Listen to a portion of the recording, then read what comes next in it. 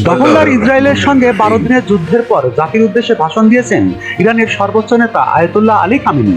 বৃহস্পতিবার 26 জুন টেলিভিশনে দেওয়া ভাষণে ইসরায়েলের বিরুদ্ধে ইরান বিজয়ী হয়েছে বলে ঘোষণা করেছেন তিনি। খামেনি বলেন, ইহুদিবাদী সরকারের বিরুদ্ধে জয়ের জন্য আপনাদের অভিনন্দন জানাচ্ছি। ইহুদিবাদীরা পরাজিত হয়েছে এবং ইসলামী প্রজাতন্ত্রের ধাক্কায় চূর্ণ বিচূর্ণ ও ধ্বংস হয়েছে। ইহুদিবাদীরা অনেক উচ্চবাচ্য করলেও ইরানের ধাক্কায় পতনের দ্বারপ্রান্তে চলে এসেছিল।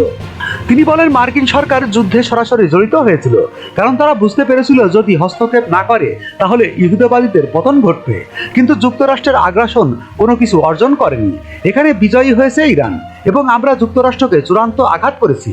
যুক্তরাষ্ট্রের বিরুদ্ধে জয় পাওয়ায় আমি সবাইকে অভিনন্দন জানাচ্ছি।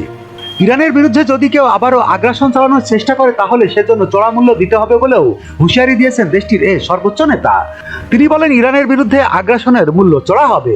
ইহুদিবাদীরা কখনো ভাবেনি তারা ইরানের কাছ থেকে এমন ধাক্কা খাবে। খামেনি বলেন, আমাদের সশস্ত্র বাহিনী শত্রুদের বহু স্তরে প্রতিরক্ষা ব্যবস্থাকে পাশ কাটিয়ে তাদের প্রাণ কেন্দ্রগুলোতে আঘাত এনেছে। ভাষণে মার্কিন প্রেসিডেন্ট ডোনাল্ড ট্রাম্পকে নিয়েও কথা বলেন আয়াতুল্লাহ খামেনি। তিনি বলেন, ট্রাম্প তাদের পারমাণবিক কেন্দ্র ধ্বংস করে দেওয়ার যে দাবি করেছেন সেটি সত্য নয়। আমাদের পারমাণবিক অবকাঠামোর বিরুদ্ধে আগ্রাসন চালিয়ে যুক্তরাষ্ট্র কিছুই অর্জন করতে পারেনি। ইরানিরা ঐক্যবদ্ধ, সবাই একত্রিত ছিল। কাতারের আল উদেইদ মার্কিন ঘাঁটিতে যে হামলা হয়েছে সেটিকে তারা উড়িয়ে দিয়েছে সত্যকে আড়াল করার জন্য। সময়ে শত্রুদের ক্ষয়ক্ষতি প্রকাশ করবে। ইরান কখনো আত্মসমর্পণ করবে না জানিয়ে খামেনি বলেন, ট্রাম্প বলেছে ইরানকে আত্মসমর্পণ করতে হবে। ট্রাম্প সত্য প্রকাশ করেছেন। তিনি বলেন, ইরান কেবল আত্মসমর্পণ করলেই যুক্তরাষ্ট্র সন্তুষ্ট হবে, কিন্তু আত্মসমর্পণ কখনো করবে না।